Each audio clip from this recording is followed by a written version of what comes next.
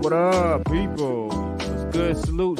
Yes, sir. Yo, what's good, everybody? Salute to the tribe. We're hip hop and comics and hip hop. We're a niche channel. And reserved for the best.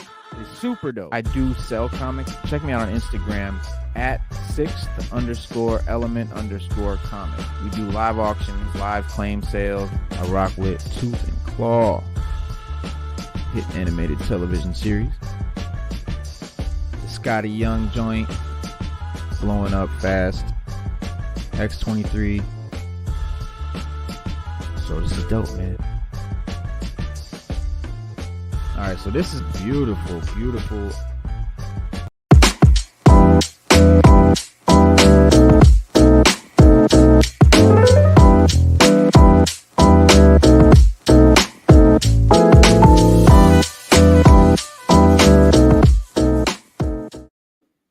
What's good, everybody? It is the sixth element of hip hop, and this is our Wednesday review show. I am your host, Reno Noir. This is our co-host, Stu Dog.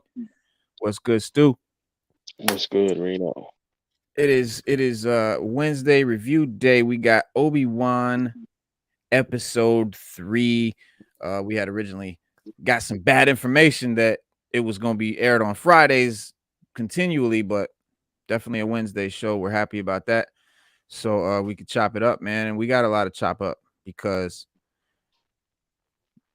besides just, this show and this episode, there's been a lot of controversy out there with Moses Ingram and the the white supremacist Star Wars fan base. It's like Are you serious, bro? like, what's going on? Yeah, man. This big. Wait, hold on. You gotta explain this to me. I'm a Well, fan. I'm into it, but I don't dive that deep down the rabbit hole. But inform me, please, because I definitely gotta hear this. No, yeah, absolutely. So Moses Ingram, the star, one of the stars of the show, she plays the Inquisitor Reva, gotten tons of hate. People hate the character, they hate her performance, pretty much across the board. But where the problem comes in is that some of the fans have been going at her in a racist manner. I don't know if they're dropping N-bombs or what it is, how they're being racist.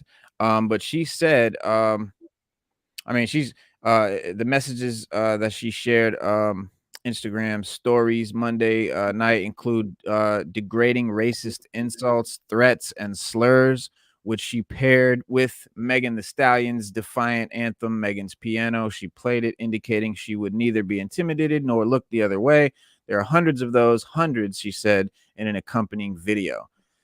Smiling warmly, she said, I also see those of you out there who put on a cape for me, and that really does mean the world to me. She went on to say such insults are inevitable. Days earlier, she said that Lucasfilm warned her to brace for such remarks. She said, there's nothing anybody can do about this. There's nothing that anybody can do to stop this hate. She said, I question what my purpose is even being here in front of you saying that this is happening. But I think that the thing that bothers me is this feeling that I've had inside of myself, which no one has told me, but this feeling that I've had just got to shut up and take it, that I've got to grin and bear it. And I'm not built like that. And nor should she be. But the actor said her motivation in making the Instagram post was to focus on those who have raised their voices in support of her. She said, I really just wanted to come on, I think, and say thank you to the people who show up for me in the comments and the places that I'm not going to put myself, and the rest of y'all are weird. Quote from Ingram. And Star Wars Twitter page came out and said, we are proud to welcome Moses Ingram to Star Wars family and excited for Reva's story to unfold. If anyone intends to make her feel in any way unwelcome, we only have one thing to say to you. We resist. There are more than 20 million. Wait a minute. Let me put this in. So they said they wrote in a rare statement. But they said there are more than 20 million sentient species in the Star Wars galaxy. Don't choose to be a racist. The 29-year-old actress revealed that she received hundreds of racist messages on her social media since the Disney Plus debuted May 27th. The messages the actress shared on her Instagram stories include the use of the N-word and claims that she was a diversity hire. One toxic fan wrote, "You won't be loved or remembered for this acting role." Someone else said, "There's nothing anybody can do about this." Oh, she said that. Um, you know, listen, if you don't like the role that she played, you don't like the way she acted, you don't like the character, whatever it is, um, you know, so be it. And that doesn't make you a racist. But when you are being racist about it, that's just absurd because no true Star Wars fan can be a racist because a true Star Wars fan knows, like they just said, millions of different races in the galaxy and everyone lives in harmony and I mean there's just no room for racism, man, in Star Wars, period. And we just we recently, this is not the first time the actors in Star Wars have, faced racism from hostile fans, and I quote because I don't consider you fans if you're racist. But Kelly Marie Tran, 33 years old, received backlash online for her role as Rose Tycho in The Last Jedi, and John Boyega, 30, also experienced racism after being cast as Finn in the Star Wars sequel trilogy. And many Star Wars fans have praised the franchise for defending Ingram and making the public statement. But one thing that I do want to show you guys, and this was just so good. This was just so great. Ewan McGregor basically told those scumbags that yeah, they are the scum of the land. How you racist in 2020. Reno, that's just damn stupid, and we need to send our own inquisitors to hunt the hate groups. Absolutely, Slade. And but yeah, so Ewan McGregor posted a little video message, and hey, let's run it. Let's run it. This is what Ewan McGregor has to say about it. It seems that some of the fan base from this influential fan base have decided to attack Moses Ingram online and send her the most horrendous racist DMs. And I heard some of them this morning and it just broke my heart. Moses is a brilliant actor. She's a brilliant woman. And she's absolutely amazing in this series. She brings so much to the series. She brings so much to the franchise. And it just sickened me to my stomach to hear that this had been happening. I just want to say, as the leading actor in the series, as the executive producer on the series, that we stand with Moses. We love Moses. And if you're sending her bullying messages, you're no Star Wars fan in my mind. There's no place for racism in this world. And I totally stand with Moses. You're no Star Wars fan in my mind. Couldn't have said it better. Hate is not born, it is taught. Only when your eyes are closed can you truly see. Now that's a quote Slade just busted out. Only when your eyes are closed can you truly see. That's actually written on the wall in an episode 3 scene. Right. So very, very, very good, Slade. I like that. But yeah, this is horrible because we talked a lot of shit about the character.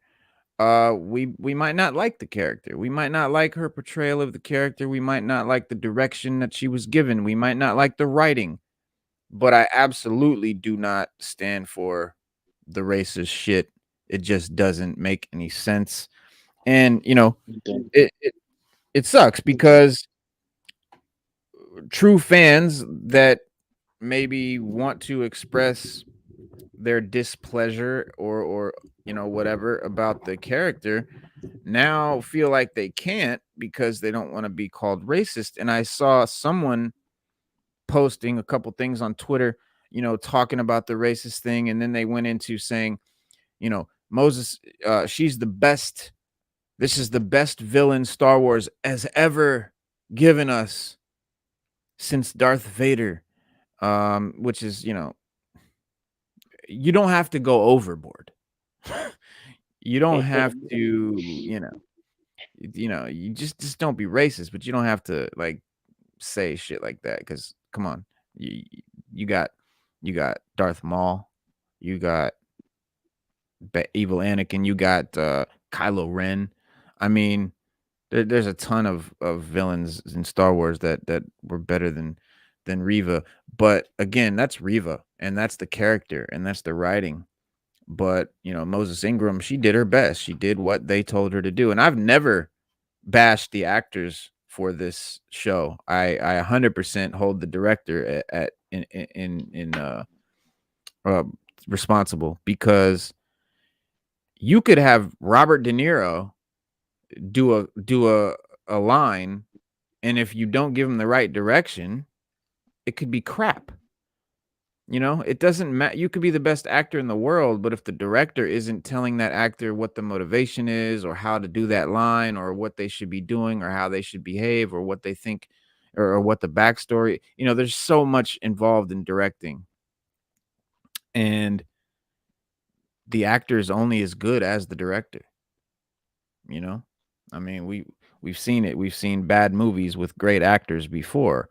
Well, you don't blame the actor; it's the director's fault. And the writer too. I mean, you got the writers, the screenwriters, and we we don't It's true. love, we I yeah, I mean, mean, you know what? Is it doesn't even, you know what, Reno? It don't even have to go that far because I don't think they care whether her acting is good or bad. I don't think they care whether her lines are good or bad. They just don't like the fact that she's African American, and right, that's just where you break it at. That's where you break it down at. Because how many, I mean, how many movies have we seen with white actors that were bad, but no, they never got hate mail. They never got hated on because of their color of their skin. Just oh, it was a bad movie. Maybe they'll do better next time. It's right. the same thing. It's the same thing all over. Man. Like you got to understand, this country was built on the backs of slavery and things like that and hate. But now things are different. Times are turned. People are. It was just wrong. Slavery was wrong. Hate is wrong. Jim Crow is wrong.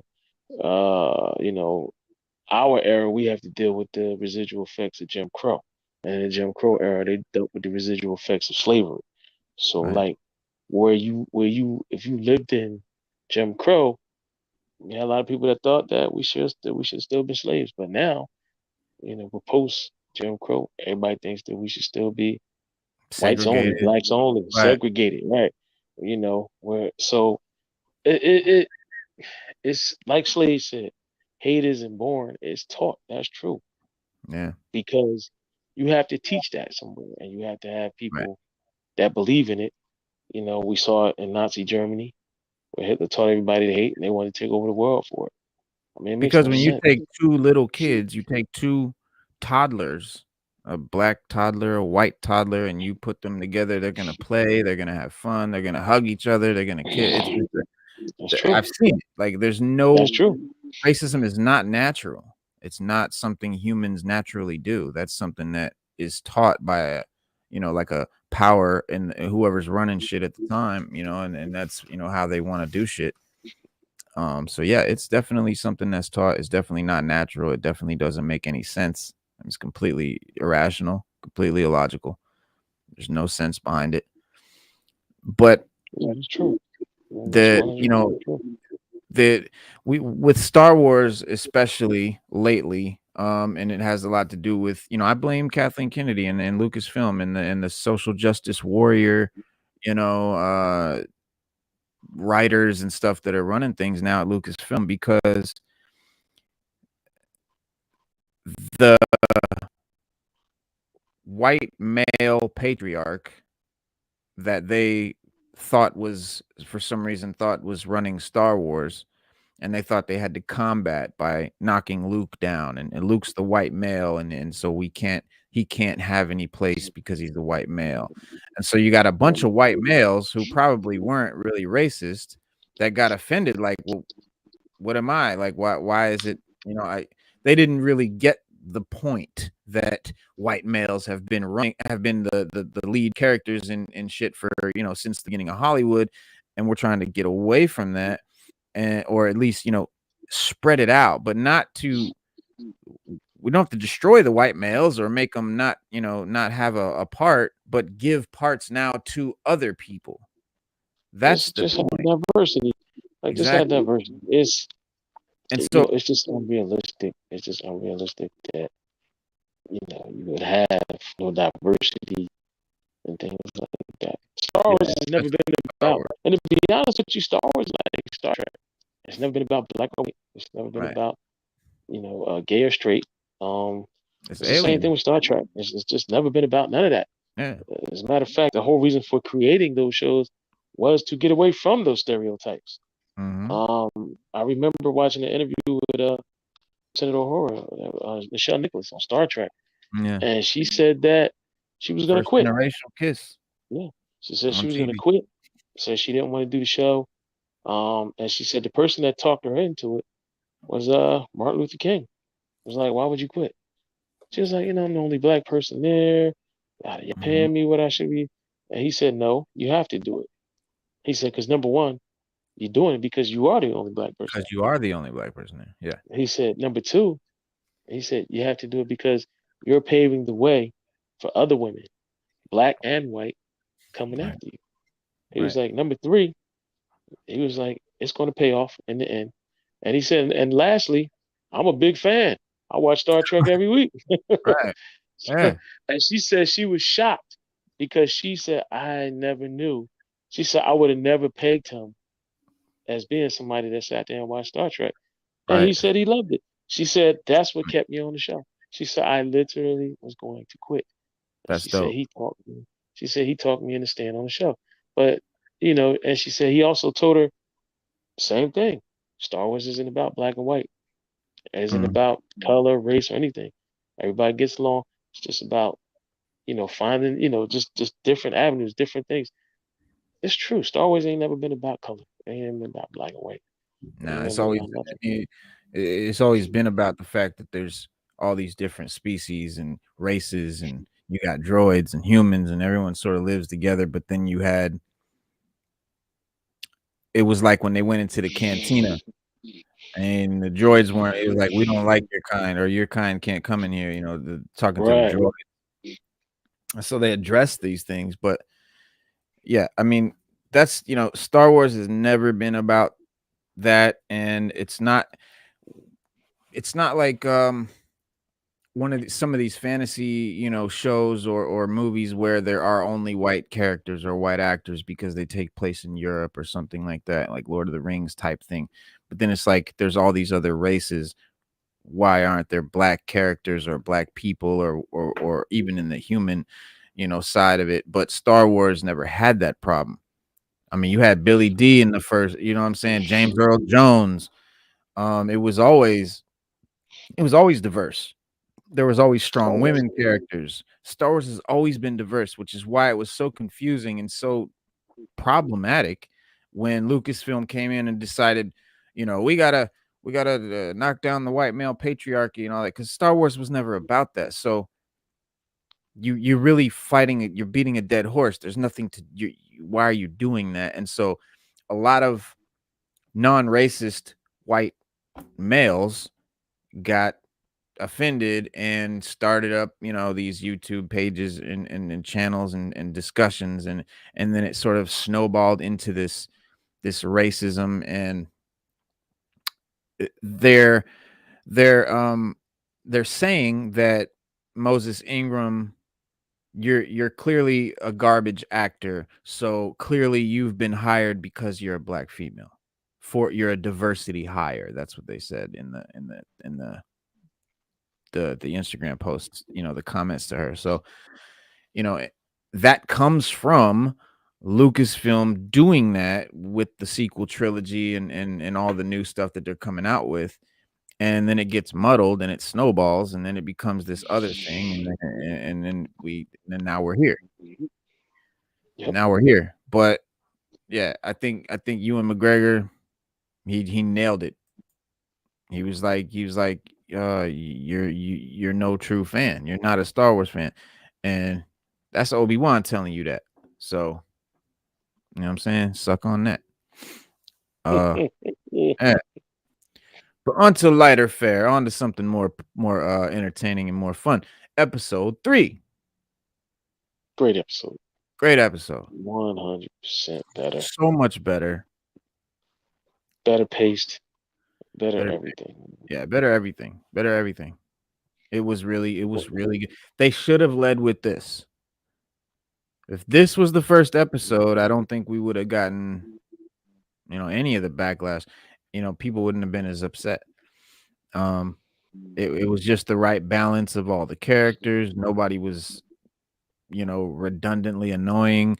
You still had your, listen, there were still problems. There was still little stuff that you could nitpick and say wasn't the best. But overall, this was a great episode. I mean, we finally got to see Darth Vader, which um I don't know if you noticed or some people didn't.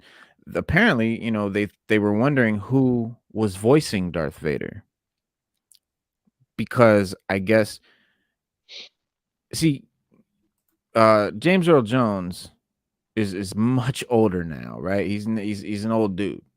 And they recently did a reboot, a yes, horrendous he is. reboot of Lion King, a quote unquote live action, which was CGI, so I don't know why they call it live action, but they rebooted Lion King, uh, and it was horrible in my opinion. Yeah, It was James so bad. and It James had and James Earl and James Earl Jones, by the way, is 91, bro.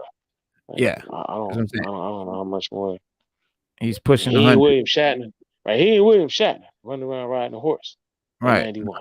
He's old. He's an old head. So, but He's a when different he did 91. when he did the one of the reasons that the Lion King wasn't good, or one of the bad things about it, I'm not gonna blame him, but one of the sad things about it really was that he reprised his role as Mustafa.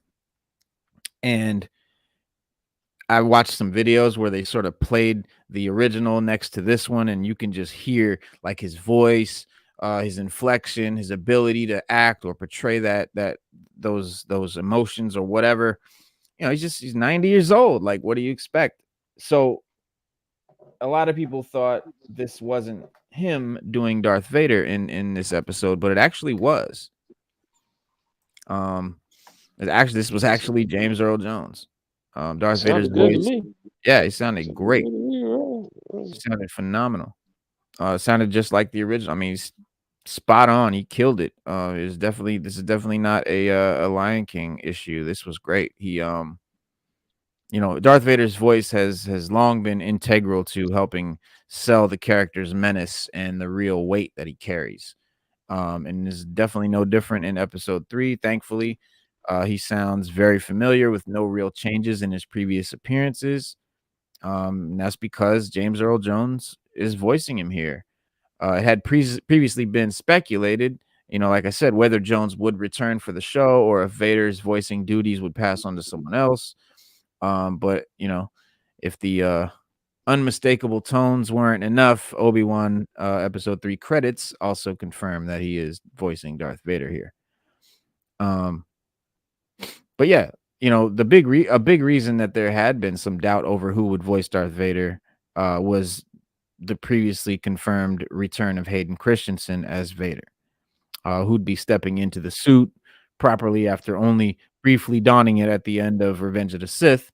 And with Christensen back in such a high profile way, then the show may have had him voice Vader instead to fit with that.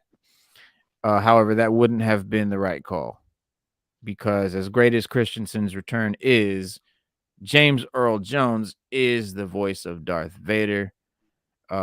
He's voiced him ever since the original Star Wars in 1977, where Vader was actually played by David Prose, but and done so in the prequels, sequels, Rogue One, and Star Wars Rebels. So I was happy to see that in this episode. It was there was a lot of good parts about this episode. What did you like about it the most, Stu? Because you really loved it too. The pacing. I thought the pacing was excellent. Mm, Not only did I like the pacing, but the story drive was good too, and how they introduced Vader, like the way that came about, and also like how they didn't spend a lot of time in Obi-Wan's feelings. Him Right. moving around, and trying to figure stuff. He was like, "Look, I'm trying to get you back to Alderaan, and I need to get back to Tatooine, and where we can all be safe." Mm-hmm. And I thought that was just phenomenal with the way they stressed that point and how they didn't, like I said, just him just in his feelings about. Because once he gets out there in the galaxy, he starts seeing how things are now.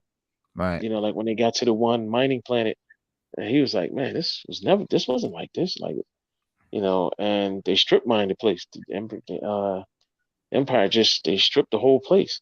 Right. Um, they didn't spend a lot of time dealing with that. They showed you, Yeah. and they showed you like, look, you see what this is. There's nothing you can do about it. Keep it moving. Yeah. I thought it was great, man. I thought that it was great the way they put Vader in there, and they show you his hatred for the Inquisitors. Like I said in the comics, he hates the Inquisitors because he wasn't have nothing to do with them. The Emperor put him in charge of the Inquisitors, and he treats them like dirt. Like he doesn't really care about them. And when the Grand Inquisitor died, you heard what he told the third sister. I don't give a damn. So what? He did. Yeah. I'll make you Grand Inquisitor. Yeah. But If if you you do mess it right, up, fuck it if up. you don't do it right, you won't live to regret it. Won't live to I regret said, it. yeah. I said, damn, that's what I'm talking about. And Mm-hmm. then they showed you how cruel. Another thing they showed you is how cruel Vader became. Yeah. While he was just going through the village, just killing people. He's Yes. force choking them, things of that nature. They were Mm-hmm. showing you how Snapping cruel. little But kids, even though he snapping was kids' necks. kids next, right? Even though he was using it to draw Obi-Wan out, um, they just showed you what lengths, how cruel he was. You know, he didn't care. He just killed like if it was up to him, he would kill everybody and Yeah. then leave. It made him no difference. Yeah. He was just Pretty much. cruel. Yeah. I mean, yeah, and listen, we were promised the rematch of the century between Obi-Wan Kenobi and Anakin Skywalker. And while the third episode, doesn't quite deliver on that front just yet, Vader's presence elevates what, could have otherwise been a slightly weaker follow-up to last week's strong, strongish 1-2 combo. And it helps too that the specter of Vader looms large throughout the episode. Right, there's one scene on Mustafar in which Reva dials in an attempt to, further her career, and then of course the apparition of Anakin appears right on the mining colony, off in the distance, and before unleashing the Darth Vader reveal yet. So that was great. That how they sort of sprinkled him in, seasoned him in a little bit, let a little tease, and then then boom, and before the lightsaber duel, Obi-Wan and Leia, right now affectionately dubbed Little Leia on social media, slowly make their way to the nearest spaceport on Mapuzo. After a cute back and forth between the pair, Leia flags down uh, Freck, a mole type alien, to try and slip past the Empire's legion of stormtroopers. And that mole, I mean, I just want to say, like, the aliens, the animal aliens is getting really old. Like, just that's so uncreative. I think the last episode there was like a T-Rex or like a raptor guy. It's like, where you get, come on, that's not creative. Like Star Wars creates some really interesting aliens that don't look like anthropomorphic, animal characters. But That's this is true. Disney. This is Disney. This is what we get when Disney takes over Star Wars. We get Disney princesses and we get anthropomorphic aliens. But as a journey, it's pretty. It definitely highlights the problems with the prequels as a whole. The episode sort of spends a significant amount of time trying to make Obi-Wan and Leia seem increasingly vulnerable, yet we know the two characters make it to the other side. We know they don't die. We know nothing happens to them. At one point, Vader is gonna burn Obi-Wan, but we know Obi-Wan doesn't have burns, so we kind of don't believe it. We don't know. He's not gonna get too hurt. It's the that and that's always the problem with prequels. You it's hard to make stakes when you already know if that character lives or dies because we already know what That's true. happened. So You know what's going down. Yeah. And so it's hard to do this effectively. So I give, we take our hats off to them for even making this thing, and we're happy. We love that they made this show. But Obi-Wan's Man, they revelation. should have got the people that did that remake for the Death Star battle with Obi-Wan and Darth Vader, where they remade it. Oh, the fan thing? Uh, yeah, the fan using the Force, where they kind of remade it. They updated it to Yeah, they updated the lightsaber battle to how they fight right, now. right. Yeah, And that was, man, they that was need to great. they should have got those people. Whoever did that, that's who they should have got to do, Mhm. or to do this last battle that him and Darth Vader are gonna have before they get down on the Death Star. But that was I want that. That's a great. I don't know Yeah. who did that, but that was great, man. Yeah, Whoever that did was that. dope. That was cool to see too, like, because that was always one of the great things about the prequels. I mean, a lot of people bash the prequels still, but the prequels Oh, were the so lightsaber good. battles. Yeah. Their lightsaber battles in the prequels was off the chain, bro. They were We never saw a Jedi at his full capacity in the old nah, movies. You either had nah. Obi-Wan or Yoda, who were just completely past their prime, too old to really do anything, or Vader, who was, very robotic, he couldn't do a lot of shit, or Luke, who was really young and new to it. We saw him do a couple of, flips or something like that, but nothing to the extent of how the guys were, of how the Jedis were flipping around and doing all kinds of cool shit in the prequels. I mean, you got to see Yoda bouncing off shit. Like that was so good about the prequels, man. Just seeing that stuff that we always heard about or thought about from the original movies, getting to see it. I can't hate the prequels, man. I definitely can't hate the prequels. Not And for that. yeah, but Not for that. they have their issues because, but George Lucas, intended them to be the way they are. It's he like a lot of people point to the scene with Padme and Anakin, frolicking in the flowers, rolling around in that picnic scene, but In the that hay. comes from old like medieval princess fantasy sort of shows, or maybe like the old, Errol Flynn Robin Hood movies or something like that. And that's sort of what he was calling from. And, he was sort of using all these sort of pretty, admittedly cheesy tropes from, uh like Buck Rogers and the serial movies from back in the day that he, grew up as a kid, the cliffhanger stuff that they would show in the theater, and the little stuff that was when he was a kid. So they were exactly what he intended. They weren't just bad or poorly done. That's what they were supposed to be. And if you look at them from that aspect, from that perspective, you can appreciate them more, because I definitely went through that, because I didn't get all that. I didn't know all that. But I saw him in an interview explaining all of that. And then it's like, oh, okay, now go back and watch them from an artistic point of view, step back and sort of just watch them from a new perspective. Like, oh, yeah, like this is supposed to be like that. Oh, it's referring to that, or it's based on this, whatever it is, and then you That's can sort true. of appreciate, yeah, then you can really, Appreciate it. Yeah. yeah. Appreciate it. Yeah. That's But true. yeah, this episode, we followed him.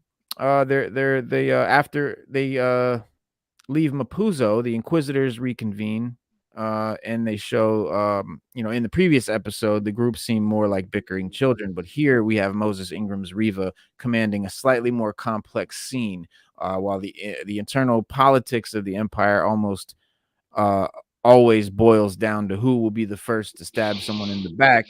It's refreshing to see Sung Kang's fifth brother bite back in a venomous fashion, as the fight to stand by Vader's side, rumbles on, and try to see who's going to get favor, between the two.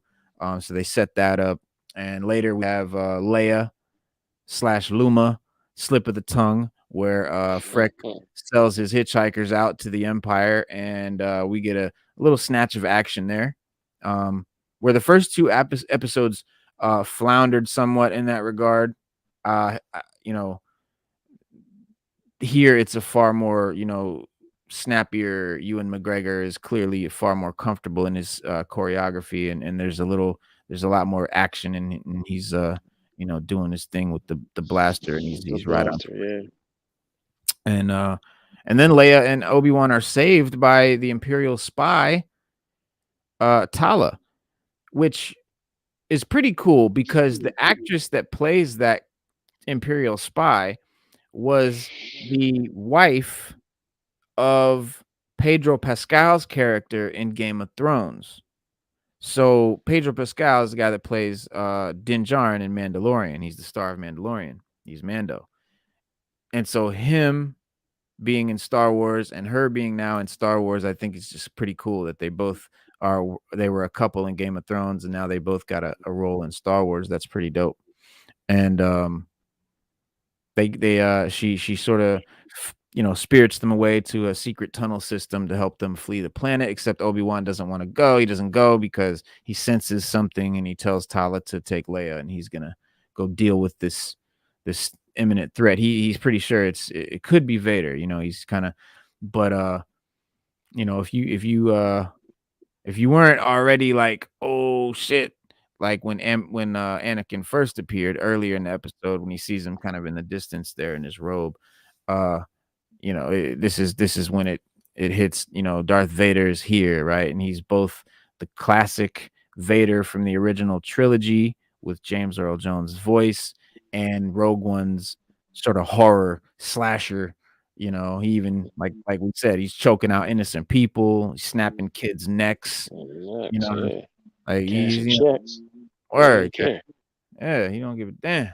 And then for Obi-Wan, it gets worse. We got Vader stalking him around the dunes, and he doesn't want to fight yet. Obi-Wan, I don't know if he's scared or if he just isn't ready to confront Anakin, or if he just knows he's just a little bit rusty. He's not the Jedi he used to be. No, not at all. Yeah, and so it could be a lot of that, but at first, it's a little deflating, but it makes sense for the character. That's true. The Jedi, because the Jedi Master isn't the Force that he Yeah. once was, pun intended. But when the two finally do clash, it's a complete mismatch. Instead of crossing lightsabers, they exchange words like, "What have you become?" uh Obi-Wan says, he's like, "What have you become?" Like, just looking at him in disgust. Then Vader's like, "I'm what you made me, bro." You know what I'm saying? Like, if you don't like this is what you made. This is what you did to Right. me. He's not wrong. He's not wrong. He's pissed. And rightly so. And when he attacks, uh he's kind of toying with him. He's just sort of Yeah. like patting at him with the lightsaber, and um, you know, He wants to the make him suffer. He right. said it. So he wants to make him suffer, like he feels he's done. Because he didn't die. He was like, you should have killed me when you had the chance. Now you gonna suffer. See how you like it. Yeah. It's a thing like that now. And it's not like this lightsaber battle it was not, you weren't getting the action of like the duel of the fates, or like some great lightsaber battle. It was more Vader just sort of violently, hacking and slashing at Obi-Wan as he struggles to defend himself, but that hits just as hard as any intricate battle would, because That's of true. what you're dealing with. So it was great. And then with Obi-Wan broken and sort of battered, Vader uh crashes some flammable shit across the ground, and he lights it with his lightsaber, and he grabs Obi-Wan by the force and yanks him down, and he's going to drag him through the fire so that he can Burn like he experience. did. Yeah, like Yeah, he experienced it. But yeah. then you gotta remember too, Obi-Wan's not the his force, he's rusty, man. He's got a lot of rust on him. Because he Mhm. hasn't been practicing, his force skills, his lightsaber. Because from what I've read in the comics and different things, they practice quite often, lightsaber battle. They battle each other quite often. and Mm-hmm. train in lightsaber battles. Yeah. Techniques. There's different techniques. Like Count Dooku has a technique he uses where he has that curved lightsaber that's actually to fit his fighting style, which they Well, say is a very Darth hard Bane fighting style to master. Darth Bane used the curved lightsaber too. Yeah. And yeah, what that does with them using the curved lightsaber, if they're fighting, you're fighting them rather, and you're used to the way the lightsaber, works and the way that you're fighting against someone else using a lightsaber, when they have the curved handle, it makes their movements a little bit hard to predict, or they just sort of they come in at a slightly different than you would expect them to. If you're like a pro sword fighter, or lightsaber duelist, you're used to fighting someone with a straight handle. According to the Bane trilogy, having that curved handle makes his attacks and his defenses and stuff just a little bit off.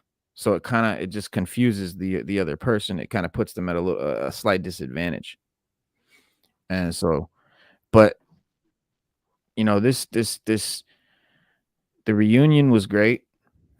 Seeing Obi-Wan and Vader back on the same screen again after however long it's been, like 15 years since we even saw that, like on the Clone Wars. I think they fought or something. But Obi-Wan. yeah, or no, that's Ahsoka. But yeah, Obi-Wan of course lives, to fight another day. He doesn't get really burned up too bad, and we kind of knew he wouldn't because Obi-Wan never had burns all over his face or whatever. But he gets his little arm gets a little bit burnt, but that'll be a back to, and he'll be good to good as new. Um, but yeah, he lives, and Tala, the spy, she swoops in to save him, but Riva catches Leia at the end of the tunnel, and scoops her up and rolls back in, and it's not quite the Empire Strikes Back gut punch of an ending, but it tracks along those same lines, and the heroes have lost, and the future is unknown, which is cool. I always love that. But our only hope is that Obi-Wan finds some guidance from Qui-Gon Jinn, because that's what we really want to see. He was sent to Tatooine with some shit from Yoda to train to learn how to commune with Qui-Gon in the after, because Qui-Gon is a Force ghost. And so he was supposed to be learning how to talk to him. And we do get to see him talk to Qui-Gon, but Qui-Gon's not answering yet. He hasn't quite figured out how to communicate with him, but he does sort of talk to him. Kind of like how you might pray to God. You might not get a response, but you're speaking out. So we saw that. Or Maverick talks to Goose. Maverick talks to Goose. Talk to me, Goose. Did you see the new one? Not yet, man. I tried to spin it up, but the copy wasn't that great, man. I watched a little bit of it, but it wasn't that great. I gotta wait for a better copy, man. But I heard it was good. I watched the bootleg. It's not bad at all. The bootleg is very good. Like it was a great image. Like after a while, I forgot I was watching a bootleg. Okay. But it is so funny that they literally made this the mission is a straight up Star Wars ripoff.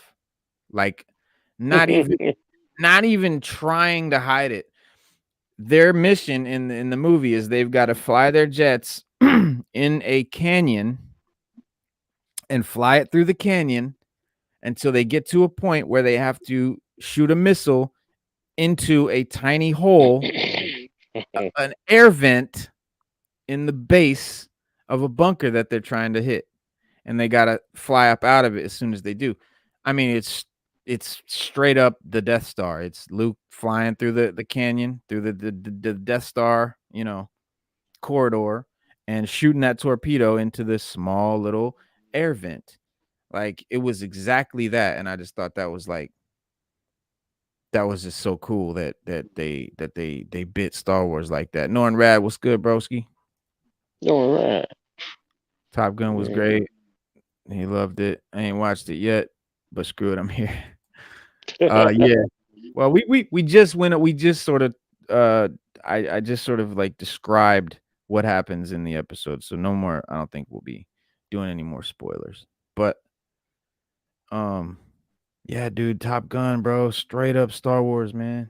That's so dope. Like Mm. they even showed it. They even have like a part where they show it like on like a computer screen with like CGI graphic of a sort of example of what it looks. I mean, it's straight out of Star Wars. They got to fly through this canyon and fire their missile into this small vent. I mean, they didn't even try to make it different. Well, as long as it was better than what was the other Star Wars knockoff we talked about the other day? Oh, Star Crash or something? What Yeah, was it? Is Star Crash. that Was what it it is? better than Star Crash? Yeah, Oh well, yeah, then it gets a yeah, thumbs up. But yeah, if it's better than Star Crash, then it gets a thumbs up. I'm down with it. yeah.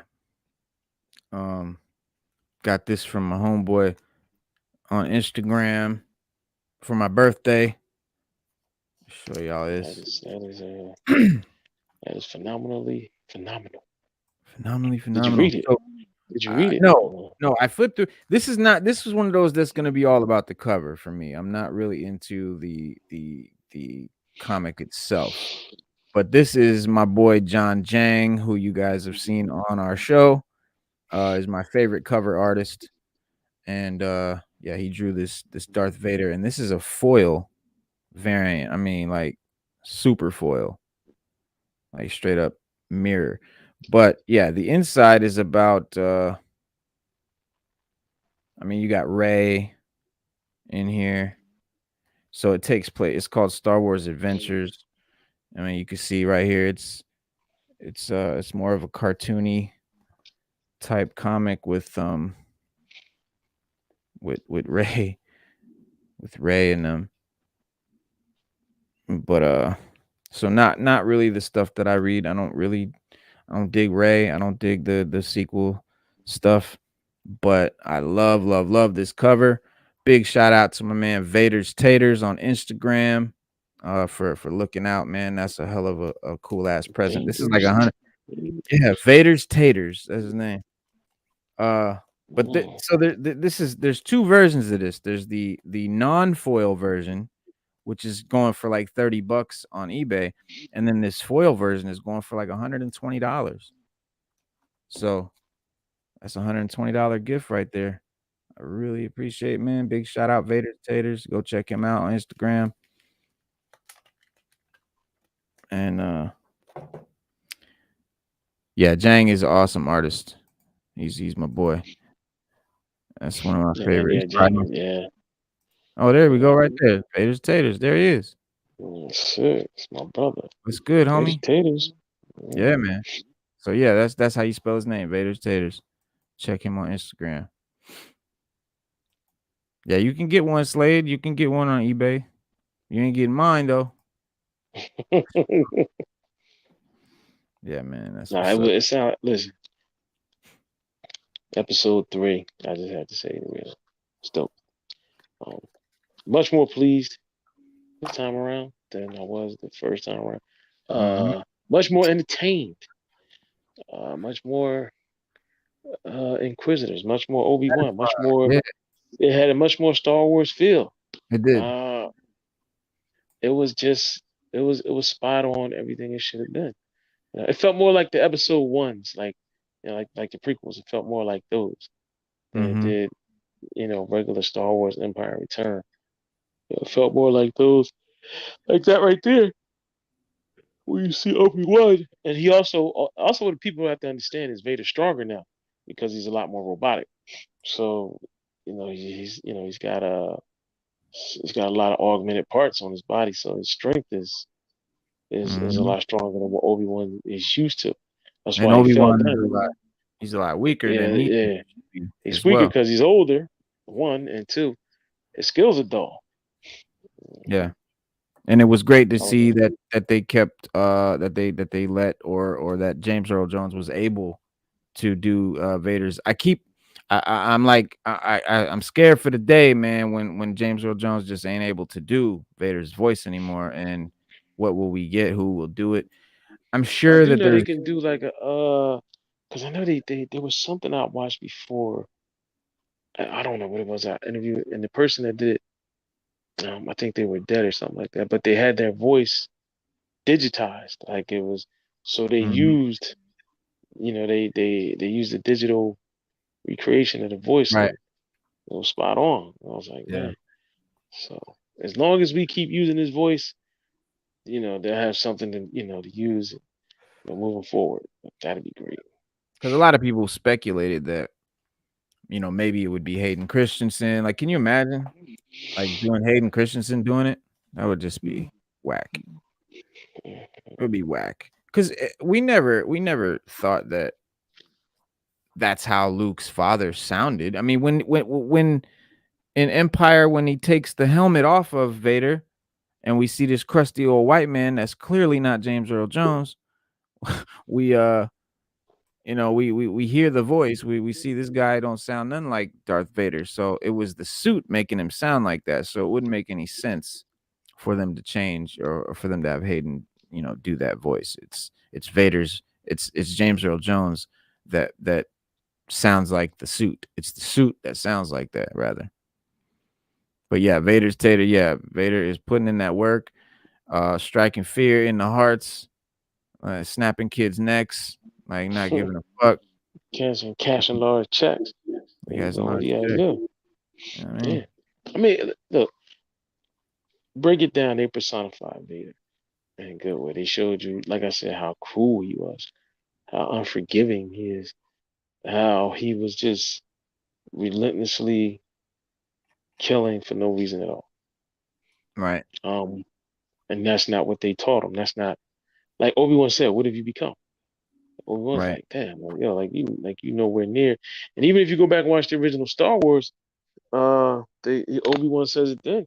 Says Vader's more machine now than man. Yeah, You know, yeah. He's more but over the machine now years, than yeah, man. over the years, Vader did. Anakin did make improvements to the suit because one of the things the Sith look at them as being armor. So like one of the things that the armor lacked was it was susceptible to electrical charges. So like if you overflow it with electricity, it would cancel the suit out. There Yeah. was an instance where I read in a comic where somebody hit him with a bunch of electricity and it shorted the suit out. He almost died because of it. So he took steps and measures to make sure that that would never happen again. Each time he found Mhm. a flaw in the suit, he fixed it. He made it better. He made it so it wouldn't happen. That's why when he picked up the Emperor and he was hitting with the Force lightning, he was able to pick him up and throwing down the shaft. But it did overload the suit. But he was able to, he was able to still perform the action. Whereas in the early days, it would have never happened. It was just the suit would have been decimated by the electrical charge. Right. And but you see what it did. It did compromise some of the systems. Luke had to carry him out. But as Vader got older, like I said, and stronger, not stronger, but he made a lot of improvements to that suit. Yeah, yeah, he did.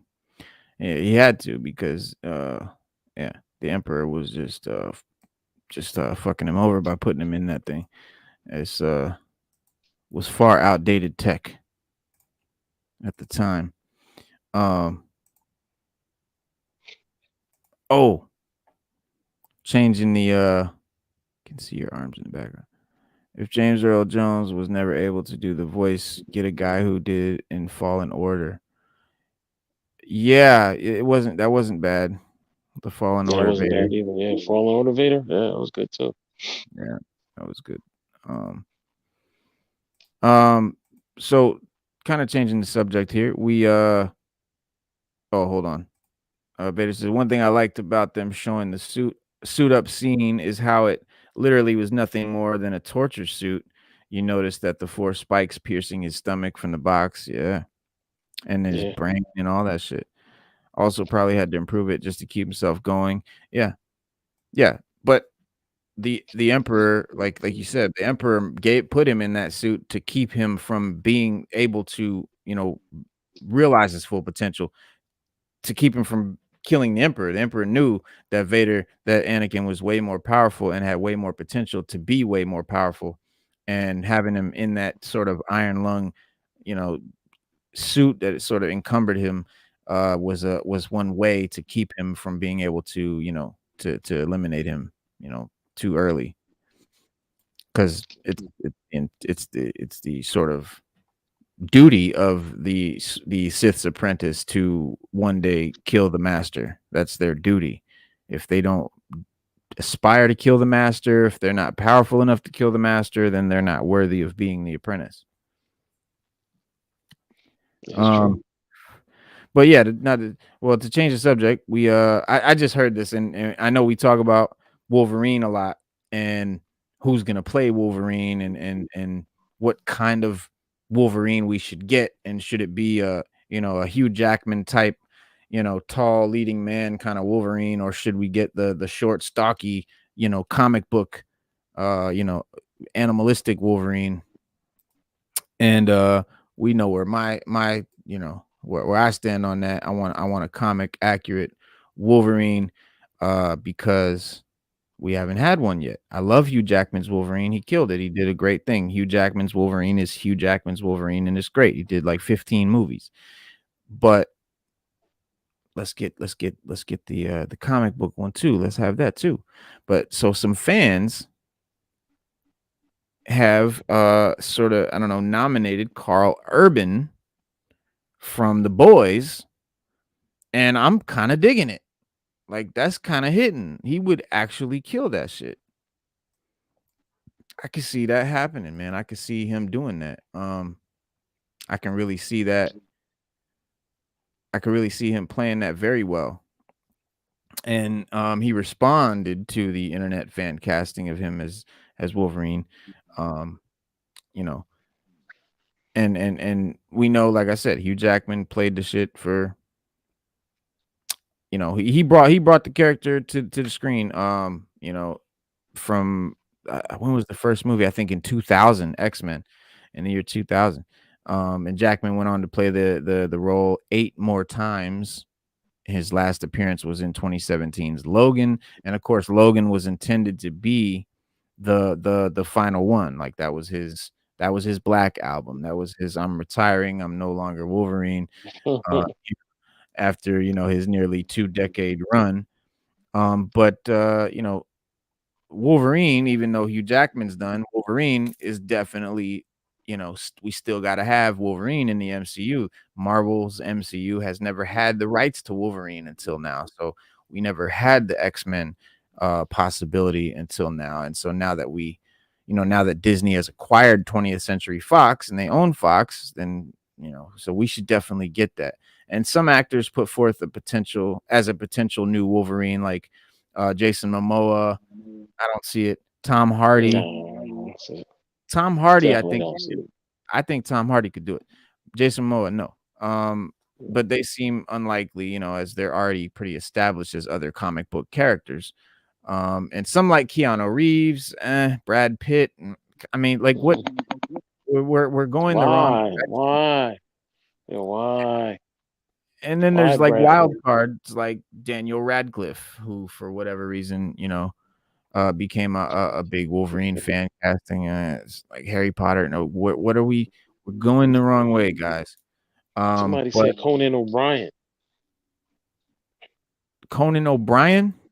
Yeah, Oh, okay. I've They're heard being that. funny. I see. Yeah, They're being I've funny. heard that. Yeah, they're being funny.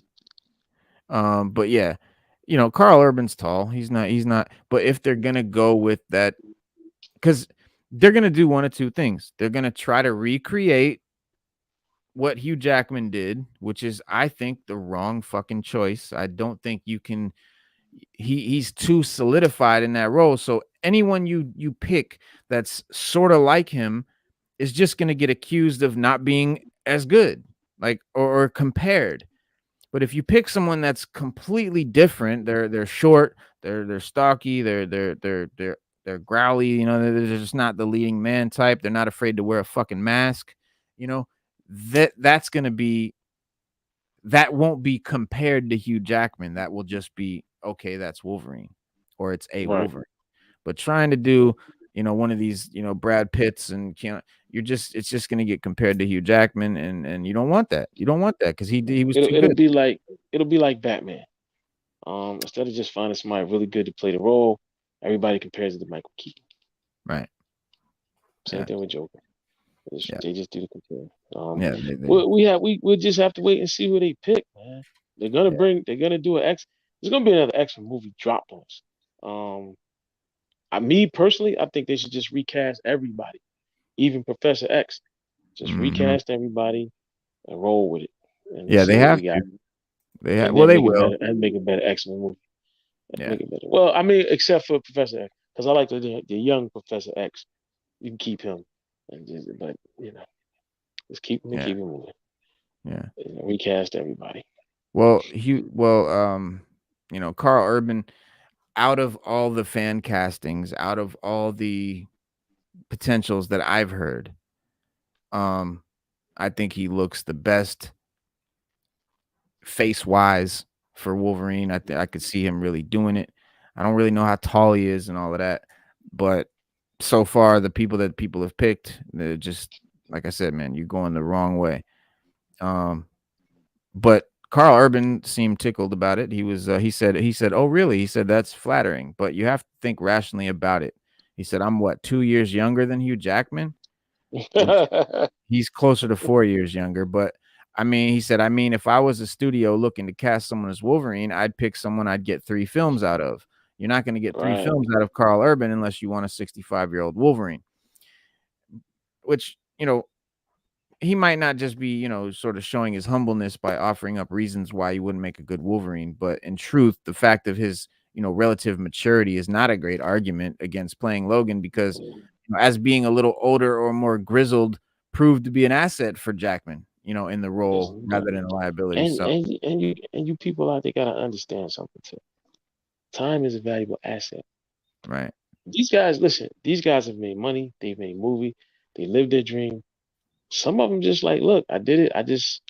If I can get in and play a small role and get out, or just just come in and maybe do some voice acting, or maybe just do an appearance, like shoot for a day or two. They Mhm. spend months making these movies. And a lot of guys are Right. like, listen, I'm 60 something years old. I want to enjoy the fruits of my labor. I don't want to spend months making movies. Like, Yeah. I want to drive my nice car. I want to eat a hamburger. Like Dave Bautista said, it take a lot of hard work for me to walk around Yeah. on this set with no shirt on the whole time. So he's Mhm. like, look, Just he eating made, boiled chicken and broccoli every day. yeah. He said he's in one interview I seen. He said, damn, I want a cheeseburger. Like he said, damn, Mhm. I would love to have a cheeseburger. He said, but I can't eat a cheeseburger when I'm working Nope. out to play Drax. So Nope. he was like, he said, I'm done. Like he was Yeah. like, I'm done playing Drax. I can't do it anymore. Mhm. And he's what, 60? Yeah. Yeah, I think so. Well, And he's he's like definitely a up. hot 60. He's He's like a he's hot 60 years old. Because when I seen the interview, he was 59, I think. And he's like, look, bro, like I can't play Drax forever.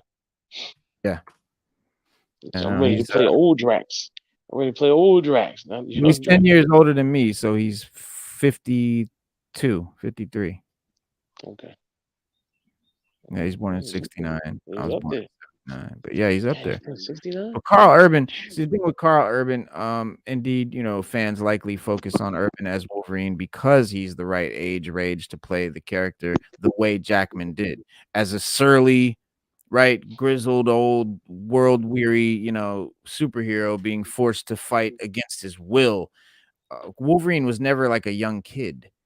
He's always been a sort of grizzly old guy. You know, maybe not an old man, but he was never like Middle a age. We'll give him middle age. We'll give him like maybe 40s, yeah, late 30s, early 40s, something like yeah, that. yeah. And because of his healing factor, he's really probably like, you know, 100 years old, but he looks 40 because of his healing factor keeping him young. He doesn't age, you know, like anyone else. There's an age like we do, yeah. Yeah.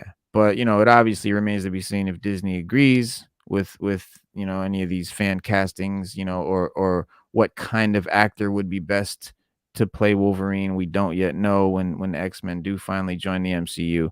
But I don't know.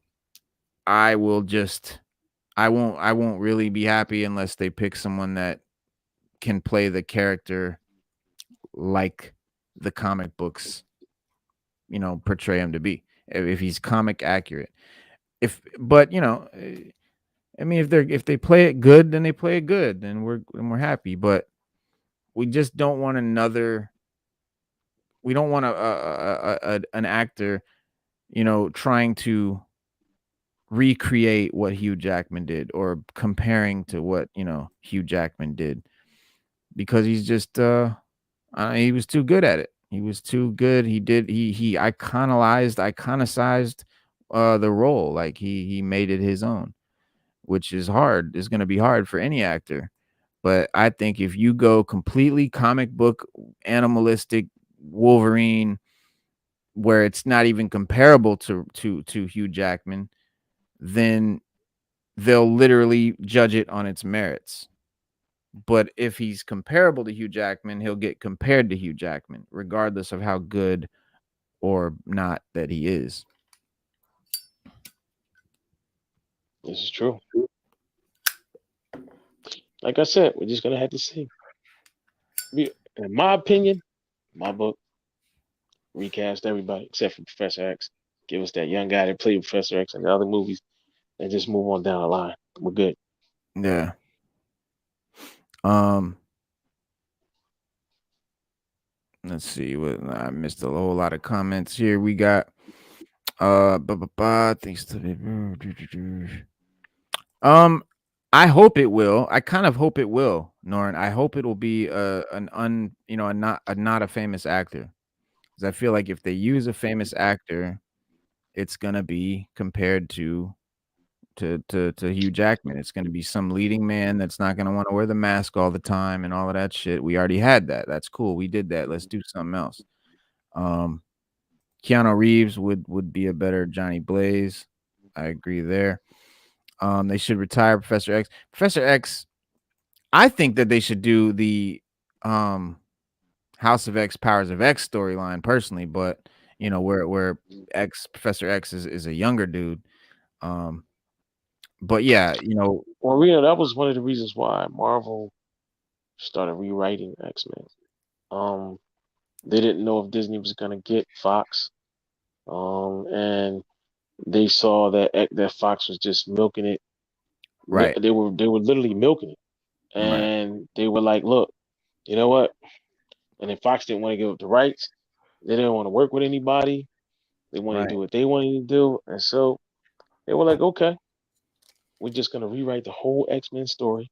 We're gonna reboot the whole thing, and then you can do what you want." Yep. But I tell you what, the stuff you putting out now, you can only use the old stuff. You can't use none of the new stuff that we got, and that was smart. But now that we got all this new, we got all these new stories that they put out and everything. These might become movies. Right. Yep. And Emma Jean Storm or Cyclops Wolf as leaders. Beast should be the leader. I would love to see Beast in there, but yeah, man, if they give me any kind of X Force, I'm happy. Cable, I'm happy. These are my favorite characters. Cable, X Force is my shit. Like that's what I would really love. That's what I, probably would never get because it's just too dope, and Hollywood's not that smart. Yeah, I but say it all. I would love to see that the Ultimate Universe's Ultimate Wolverine versus Hulk, where Hulk rips Wolverine in half. That would be ill. Or you've got the original, the first appearance of Wolverine where he fights Hulk, where he's actually sent to fight Hulk. Um, and which is same thing in the Ultimate Universe. Shield sends Wolverine to find Hulk, but Hulk rips him in half. But he's still, it's dope. You got to check it out. But if they do give us any Hulk and Wolverine, again, I hope Hulk, isn't afraid to come out and fight again. like he was with Thanos. So as long as we can get Hulk to actually fight, It's you up know, to Universal. I yeah, told you the deal they made. The deal, Hulk. It's up to Universal, man, and they approve Hulk movies. As far as I know, there was a dope Hulk movie they had on the table, and Universal said no, he can't be in a scene without any other characters in it. He can't be the star of the show in any movie. Like, so he can't, like, in the scene where he fought Thanos. He can't. He can fight Thanos, but he is very very. The next show we go, I have matter of fact, I'll punch it up. I'm gonna write it down. I'm gonna read it to you. And I was disappointed because I was like, damn, like, why would you put so many limitations on a character when this character is bringing your studio money? Like you're getting money, but yet you limit him. Like there's so much. You just put a limit on everything and anything he can do in mm-hmm, any movie or with the characters available. It's yeah, it's a really bad deal doesn't make sense. for. I guess it's not a bad deal for Universal, but it's a bad deal for studios that want to make a movie and they want to put the Hulk in it. Right. So with Marvel opening up the cinematic universe, we said we can get an Ultimate Hulk. Yeah, that's We can what, get a and Hulk. yeah, well, we've already We can get Awesome Hulk. the MCU. Please don't. We don't want that. Let's stick to Banner. What was wrong with Awesome Hulk? I like Awesome. Amadeus Cho. I don't know. I Yeah, haven't read a lot of it, I like but I like Awesome Hulk. Awesome Hulk. Awesome Hulk is awesome. is Trust it me, man. totally awesome? Totally awesome. Yeah. Okay. All right. Well, Jensen Eccles, no. See that? No, you got this baby faced what do you call it? You know, leading man type. That's kind of what personally I hope they stay away from. Um, but I do want to show you guys the. Let me see if I can do it. Yeah, Weapon H. That's a good idea. Um, the Gray Hulk guy. Let me see if I can pull these up because I'll show you guys the what do you call it? The goddamn what do you call it? Well, I don't know what the word for it is, but the shows that Marvel has coming. There's a whole bunch of them. Let me get them up here for you guys. I think that's it.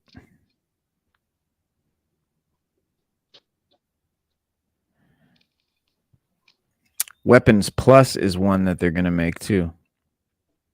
Really. Yeah, and that's great because Weapons Plus would be a great way to bring in the mutants. It'd be a way. I don't know if it's the best way or a great way, but it would be a way that they could bring in the mutants to the MCU.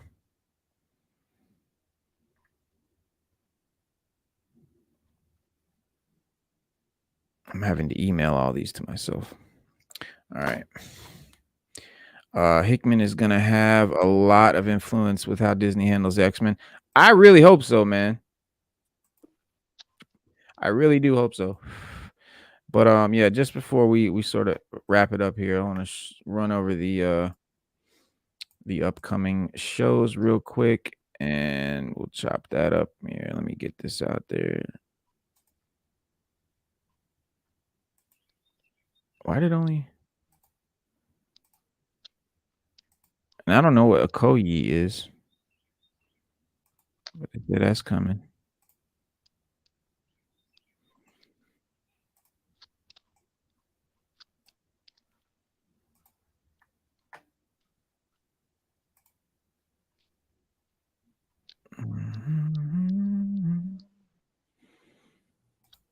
What's going on, Stu Dog? Not much, man. Yeah, well, like I said, it's gonna be a while before we get X-Men. I feel they're gonna do Fantastic Four first. Yeah, yeah, they will. We're already getting She-Hulk. Um, I feel we're gonna get another Ant-Man movie and some other things. I think Marvel's gonna, because Marvel does things in phases, and X-Men isn't in this phase, but they'll introduce, and they like to introduce things. So I think we're gonna get a Disney Plus show where they do some X-Men things, see how it's received, and then they'll move on with a movie and a whole new series. So, Mhm. do I think we'll see a mutant movie before the end of the decade? No, For the end of the no, decade? no. Within the next 7 years, no. I don't think we're gonna get an X Men Yeah, movie. bro. Yeah, But definitely. I, 7 but I years? think, Dude, we'll we'll get a get an Disney X-Men show. movie in the next like 4 years. 5 No, maybe. sir. Absolutely. I think we'll get a Disney show in the next 4 years. X We Men, got mutants. I think we'll get that, and then I think maybe another 2 or 3 years after that, we'll yeah, get a movie. I think 2024 maybe at the latest. Yeah, look at everything they got lined up. Nova, We got Daredevil, we got Guardians of the Galaxy. Galaxy They even got a holiday special. season What 2. if season two? Bro, it ain't happening. I am Groot. It ain't happening, bro. Echo. Bro, it ain't happening. Loki season two. Ironheart. Bro, it's not happening. Spider Man. Freshman year. X-Men 97. It's not coming, bro. Agatha and the House of Harkness. Bro, listen. It's coming, We'll dog. get a we'll get a Disney show, an 8 episode series of the X-Men or mutants or some type of mutant show where they introduce mutants into the universe and watch. Matter of fact, you see how at the end of Venom when uh when the Vulture blipped into the same universe as Morbius. Mm. I think that's how they're gonna explain mutants getting into IU. I think they're gonna say when the blip came that they blipped back. A lot of them blipped back into the universe and we didn't know it, or we just saw them. They just came out little by little, one by one. I Where were they guarantee. before? Like, what do you mean? Different universe. They're gonna blip. They're gonna blip in. Like you see But how the the blip Vulture didn't blipped bring in. new people. It just made people leave and then come. Right. That's what I'm saying. So remember, somebody once I think it was whoever is the head of the Marvel Cinematic. He said mutants have always been there. We just haven't been paying attention to them. We just been focused Mhm. on the Yeah. Avengers and all that. So mutants are already there. They're already in the universe. They're already there. I Yeah, believe that. exactly. I believe that So, too. so Um, 20, I say 2030, we'll get an X-Men movie. fuck no, dude. There's no Yes, way it sir. would take that You long. No heard it way. here first. I bet Heard it anything. here first. I bet anything. I'll put anything on We'll, that. We'll get that we'll way get a before. Disney special. We'll get a Disney special, a Disney Plus special with the X-Men or like a limited series, but not a movie. Not before then. Not before 2030. Not before they get these other projects rolled. They've already said that they were gonna have the X-Men movie out way before that, dog. Where are you getting this information? I'd love to see it. That means we'll get an Where are you X-Men getting movie your before. information? Nah, I don't think it's gonna happen, bro. Where are you getting your information, Because sir? you got to cast, and you got to do. It's a lot, man. That's Unless they nothing, got one dude. in the works now. It's easy. Listen, the only way they can get it off is if they got one in the works now, and they just tight-lipped about it, and they Well, just yeah, drop it. yeah. They already did. They already told us. They already told us it's gonna be called the Look at Mutant Armor Wars, Secret Invasion, Marvel zombies. Zombies. Come on, This man. was dope though. It's a You lot. see right here, Weapon Plus. Mm-hmm. That's mutants right there. That's how they're bringing the mutants into the MCU. Weapon Plus, and it makes sense because Weapon Plus is what awoke the mutant gene, and it's the program that made Wolverine. It's the program that gave us a lot of shit like Deadpool and all kinds of shit. Omega Red came out of that, but Weapon Plus is the catalyst. Now, Okoye, I don't know what that is, but it looks like a Black Panther sort of type show because you've got there the sort of Black Panther-esque design in the letters and then the spear. And you Scarlet know who Scarab. Okoye. You do know who Okoye is, don't Yeah, in Black Panther. you? Yeah. Yeah. So it's gonna be some sort of spin-off of that. And then Daredevil will be I think they said it's gonna be the same actor. Nova is gonna be phenomenal. Um, but yeah, it made Captain America and all of that. Yeah. But yeah, Weapon Plus is your first sort of, you know, dip toe in for the mutant shit, and that's already been announced. And they did announce that the name of the mutants of the X-Men movie is going to be the Mutants. So they already have a title, dude. There's no more anticipated anything for the MCU. People don't want Fantastic Four like they want the mutants. They don't want anything like they want the mutants. That's what everybody wants. That's the most wanted thing. So believe me, they're working on it already. They're already working on it. I believe They're it when gonna I see it. I can tell you that, man. believe it then, because you're gonna see it definitely before 2030. Jesus. 2030. 2030. 2030, brother. We'll get it. We'll get it. We'll get a Disney Plus special between then or two, and then they got because when they kick, listen, they can't drop the ball on this one. Here. There can't be. You can't drop the ball. There Thank you, can't be Nora. like they did with Obi-Wan. There can't be no. There can't be any. You got to when you come with this the next X-Men movie that comes out, the next mutant based, and it's going to be an X-Men movie because that's bread and butter. Hmm. It better be off the chain because if it's not, It I has to be. promise you, I promise you, no one will ever go see another X-Men movie after this. So it better Yeah, be the best thing since it's gonna pockets be. on pants. Yeah, and I think it should, and I think it should be. I do. I agree with you on that. It definitely should be the best thing since pockets on pants. It should be the best thing that the MCU's done so far. They can botch the shit out of it. I just hope that they, you know, use actual writers and not, millennials trying to force an agenda. If they do that, then they're gonna succeed. If they, you know, keep fucking up the way they have been, they're gonna be trash. Um, but no, there's they've already announced that they're working on the movie. There's no way it's gonna take until 2030. There's no way. It would just there's no way. Nothing takes 7 years anymore. Hmm. They make movies pretty damn quick now. Hmm. And when they do, look what we get: garbage. Yeah, well, movies have been a lot of garbage lately, that's for sure. That's because they've been cranking them out.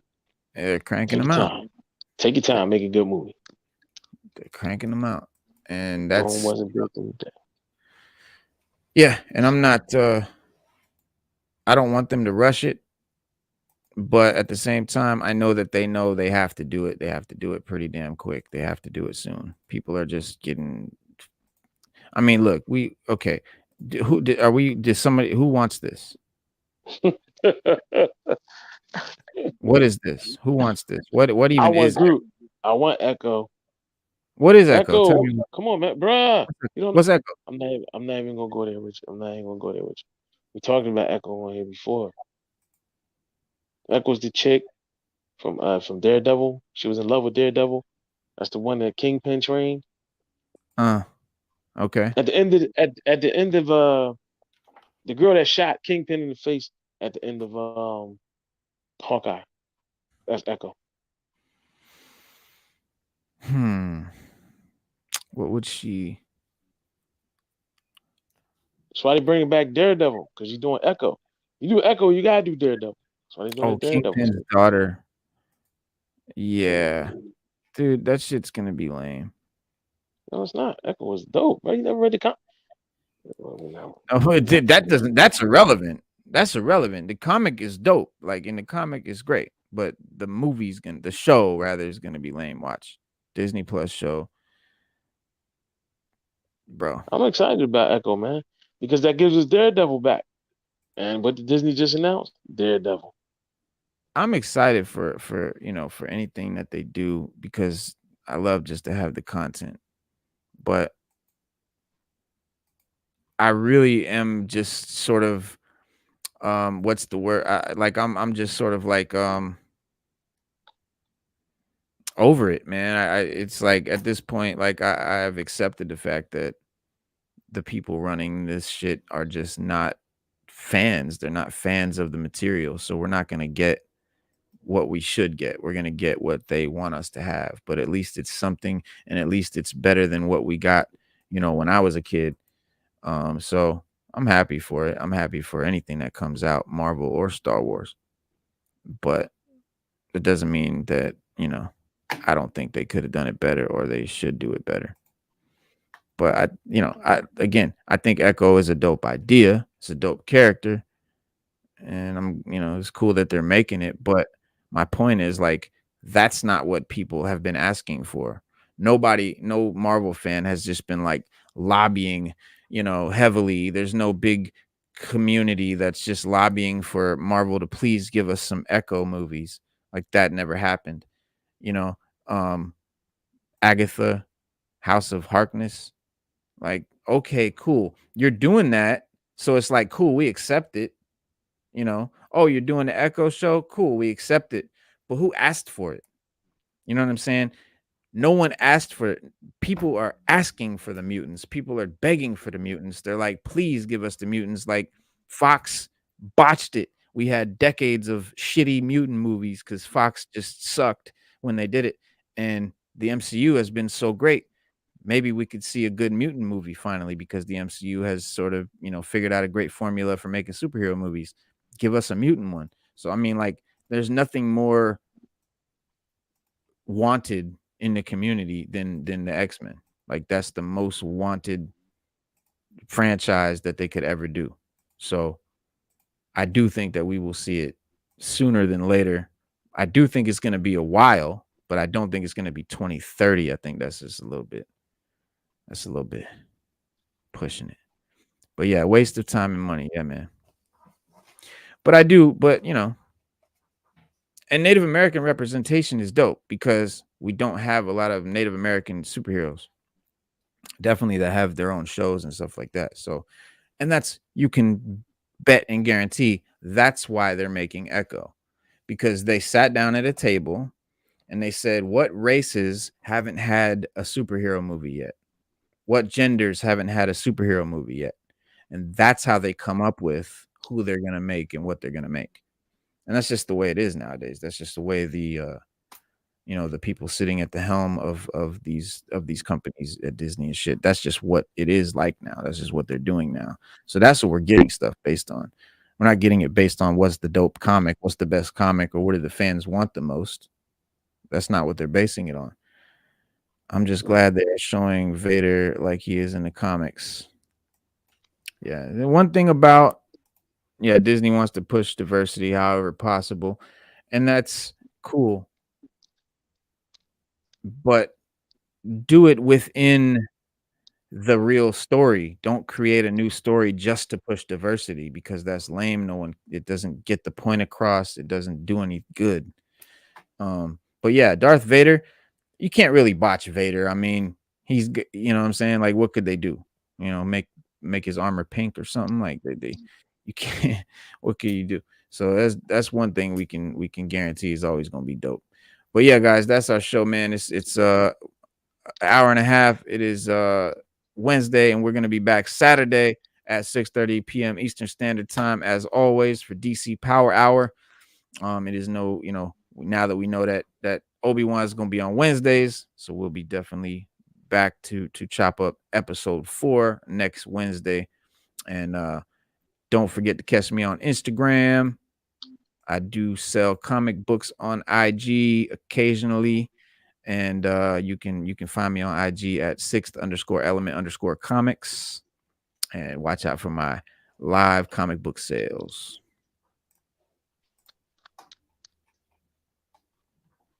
All right, y'all. Peace. Yeah.